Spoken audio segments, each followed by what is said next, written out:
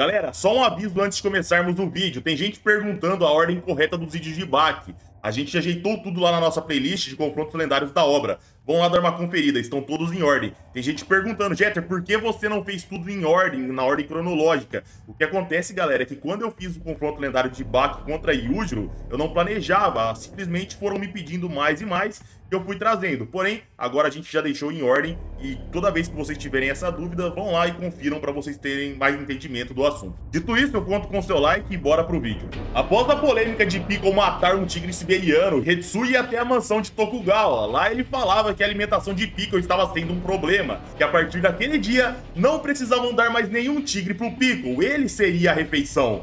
De início, Tokugawa discordava, ele dizia que canibalismo não era algo que ele queria ver no Tokyo Domo.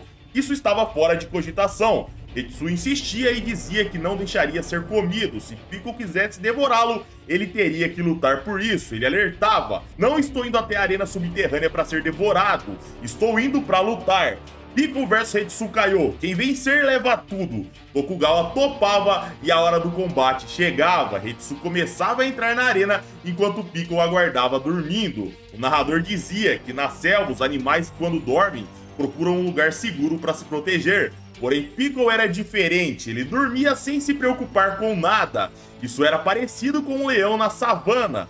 Lá, ele era o topo da cadeia alimentar. Piccolo era parecido, era como um rei. Porém, o período que ele veio não era tão fácil de ser o rei como na savana. Ele veio da cadeia alimentar mais forte da história. Na arquibancada, Albert Penny começava a se apavorar, preocupado com o que iria acontecer. Para ele, Hetsu seria devorado num piscar de olhos. O Capitão Stridon dizia que não seria tão fácil assim. O homem primitivo iria enfrentar mais de 4.000 anos de artes marciais chinesas. O Dr. Albert dizia que eles não entendiam o que falavam. Artes marciais não poderia ser usado contra uma zebra, por exemplo. Quem dirá o Piccolo? Nessa hora, galera, o Tokugawa e os Stridon se viravam bem bravos e diziam pro doutor calar a boca. Ele não sabia o que estava falando. Confuso, o doutor não entendia muito bem o que iria acontecer ali. Ele dizia: Piccolo tem essa massa corporal e força, tudo para devorar dinossauros. Como vocês querem comparar isso com um artista marcial? Nessa hora, galera, o Piccolo sentia algo. Ele se levantava e olhava que alguém iria entrar na arena.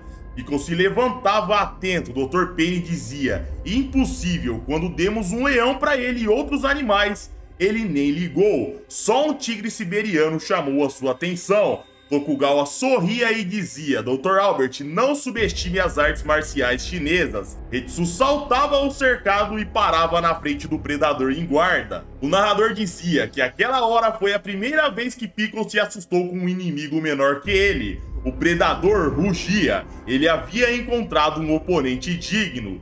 O Dr. Penny falava que ali era a primeira vez que o Piccolo adotou uma postura defensiva. Hetsu alertava que ali ele mostraria tudo o que tinha. Ele dava um passo para encurtar a distância e o predador atacava no mesmo instante.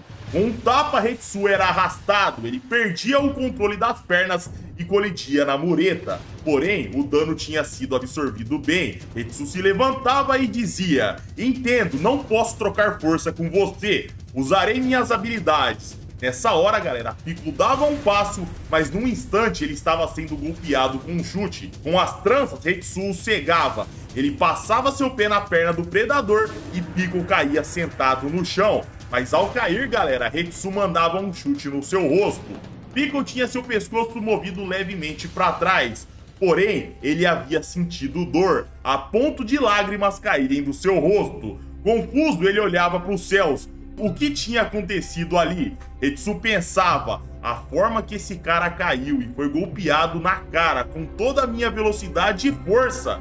Se isso tivesse acontecido num humano, ele estaria morto na hora. Piccolo começava a se levantar e Hetsu falava: Piccolo, eu te agradeço. Ele encurtava e o predador atacava. A mão de Piccolo era tirada do caminho e o chute de Hetsu chegava. O alvo era o queixo. Piccolo golpeava, porém Hetsu saía e contra-atacava no estômago. Em seguida, o queixo novamente era alvejado, ele saltava e pela terceira vez o queixo era golpeado. Hetsu olhava aquele monstro e ele iria insistir nos golpes na mesma região. Mais 4 golpes eram jogados na mandíbula. Uma combinação daquelas naquela região deveria chacoalhar o cérebro a ponto dele colidir com o crânio. E tudo isso resultaria num dano terrível. Hetsu fazia guarda esperando o predador cair. Porém, de repente, ele era atacado. Hetsu era dobrado e caía de joelhos. O predador o segurava, esperando que seu oponente já estivesse morto.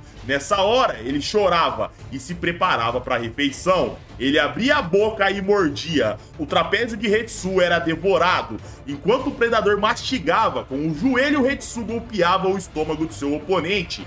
Porém, nessa hora, chegava uma mordida no ombro, Piccolo rasgava a carne e puxava, mas no mesmo instante, Hetsu respondia com uma cotovelada bem na têmpora do predador, e ele era solto. Sangrando, Hetsu pensava: meus ataques não fazem efeito nenhum, esse cara tá me devorando vivo. Hetsu tirava seus sapatos e dizia: maldito, você se alimenta de mim enquanto chora? Ele saltava e com as pontas dos dedos ele chutava, mas Piccolo sequer saía do lugar, como se golpeasse uma mosca. Piccolo mandava um tapa, seu oponente espatifava no chão. Com dor, sangrando, Hetsu começava a se levantar. Ele pensava: todas essas habilidades que eu dominei, as técnicas que eu sofri tanto para aprender, a história por trás delas, os 4.000 anos de história das artes marciais chinesas, à frente desse monstro é inútil. Estou arrependido, nunca imaginei que minhas habilidades fossem superadas desse jeito. É triste.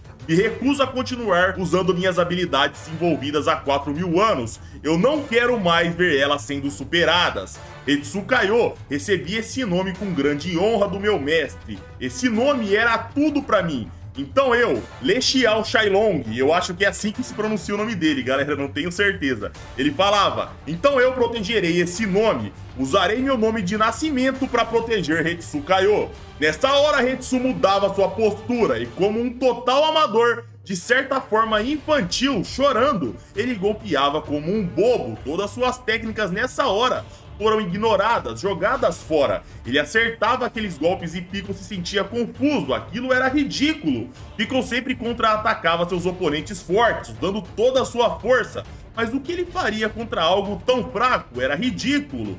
O predador fechava o seu punho e atacava. Porém, galera, antes de acertar, Hetsu defendia. Aquilo era Kenpo chinês. Todo mundo se espantava, o próprio Hetsu não entendia o que tinha acontecido ali. Ele havia decidido não usar suas habilidades, ele decidiu esquecê-las. Então o que acontecia? O predador atacava e Hetsu continuava se esquivando. Piccolo chegava perto e golpeava. Automaticamente Hetsu defendia e contra-golpeava. O que estava acontecendo? De repente, uma voz o chamava por seu nome real, em seguida chamava Hetsu. Sua temperatura começava a subir. De repente, uma projeção dele próprio gigantesca surgia. Aquela projeção dizia: não seja imprudente. Ele era o que Hetsu queria se tornar. Aquela projeção era o verdadeiro Hetsu Kaiô. A projeção dizia: é lamentável que para proteger a sua alma de guerreiro você usou uma técnica tão ridícula. É como se você tivesse renunciado às artes marciais chinesas. Porém, eu não vou te abandonar. A projeção gigante o abraçava e dizia: liberte-se, Hetsu. Não carregue o fardo de 4.000 anos de história. Não se preocupe em protegê-la. Enquanto não fizer isso, não conseguirá assumir sua alma de guerreiro. A projeção sumia e o predador atacava. Confuso, perdido com o que tinha acontecido ali, Hetsu olhava aquele ataque chegar perto e com o Kenpo chinês ele atacava o queixo do predador. Piccolo olhava e voltava a atacar, mas nessa hora seus testículos eram acertados. Em seguida, seu rosto. A sequência continuava. A nuca era o próximo alvo. Hetsu parava na frente do predador, erguia sua perna e com os dedos do pé ele puxava o cabelo do Piccolo e o recebia com um joelho no meio da cara. E pela segunda vez, o predador caía. Os 3 na arquibancada vibravam ao ver aquilo. Hetsu observava aquele monstro no chão, porém ele sabia que aquilo não foi o suficiente. Ele pensava: Que resistência incrível! Com a cara na areia, Piccolo começava a olhar seu oponente. Tokugawa e Stridon se preocupavam com o que iria acontecer naquele momento. E o Dr. Albert explicava. Quando eles acharam o Piccolo, o predador foi examinado. Sua estrutura corporal lembrava de um ser humano em perfeito estado. Porém, uma parte era anormal, a sua coluna cervical. Uma espessura surreal, reforçada, era como de um animal que andava em 4 patas. A estrutura lembrava de um touro enorme. Enquanto Hetsu atacava, o Dr. Pain continuava a dizer: por certo, o Piccolo passou por um período no qual ele foi um quadrúpede. As artes marciais chinesas de 4.000 anos realmente são incríveis, porém, elas foram feitas para lutar contra bípedes. Na arena, Piccolo se posicionava como um quadrúpede, ele rugia, Hetsu fazia a guarda e gritava. A colisão entre os 4.001 anos versus o predador mais forte da história iria acontecer ali e agora. Ao observar, Hetsu pensava que nunca havia visto uma posição tão inclinada como aquela. Era diferente da posição de um velocista que se prepara para disparar. Era diferente de um lutador de sumô que se prepara para colidir. Se fosse para comparar com algo, ele lembrava um leão pronto para atacar, uma postura selvagem, algo sem técnica, com a finalidade de avançar com todas as forças. Ele não iria conseguir saltar para trás ou para o lado. Ali era só avanço, mas não importava. Hetsu iria lidar com aquilo. Ele dizia: não irei fugir ou desviar, vou atacá-lo com o meu Kenpo chinês. Vou atingir esse monstro de frente, com todas as minhas forças. Nessa hora o predador se preparava e uma explosão acontecia. Aquele golpe só foi usado por Piccolo contra oponentes grandiosos. Esse ataque matou os Triceratops e matou os Brachiosauros. E ali e agora ele usava contra Hetsu Kaiô, o grande mestre do Kenpo chinês. Em uma velocidade tremenda, Piccolo desaparecia. Nessa hora, um impacto ocorria. O cercado era estourado e Hetsu era mandado voando para fora da arena. A parede era danificada, porém, o rosto de Piccolo havia sido acertado. O dano que ele recebeu foi sério, porém, o passado se fez superior ao nosso período. Nessa hora, o predador começava a chorar. Assim como de costume, o ritual para devorar um oponente digno começava. Piccolo olhava para onde Hetsu foi jogado e começava a caminhar. Enquanto seu olho acertado inchava, o Dr. Albert perguntava a Tokugawa: você tá pronto? Porque o Piccolo irá devorar.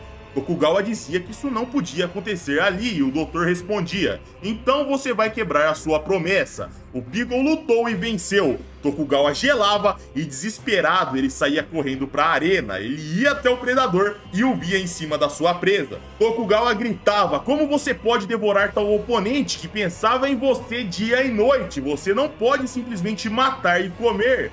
Porém, galera, Piccolo não entendia nada. Tokugawa chegava perto, Piccolo olhava e dava um tapinha. Tokugawa voava pra longe, galera, e caía desmaiado.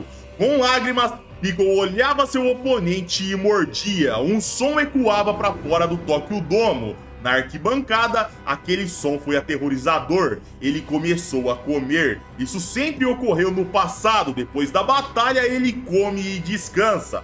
Só que naquele dia, Piccolo estava sentindo tristeza. Nesse momento, o predador sentia alguma coisa. Ele se virava e o Dr. Pain havia aplicado algo nele. E em pouco tempo, Piccolo apagava e o combate se encerrava. Sem a perna, com o músculo do trapézio esquerdo e o ombro esquerdo devorado, Hetsu chegou perto da morte. Porém, ele iria sobreviver. Pelo menos por enquanto. E esta foi a luta de Hetsu contra Piccolo, galera. Se vocês curtiram, eu conto com seu like. Se inscrevam no canal para apoiar a gente. Dá uma moral pra gente aqui no Instagram. Vai estar aparecendo aqui na tela ou aqui na descrição. Vai lá, segue a gente. E é isso aí, galera. Um abraço, fiquem com Deus e tamo junto.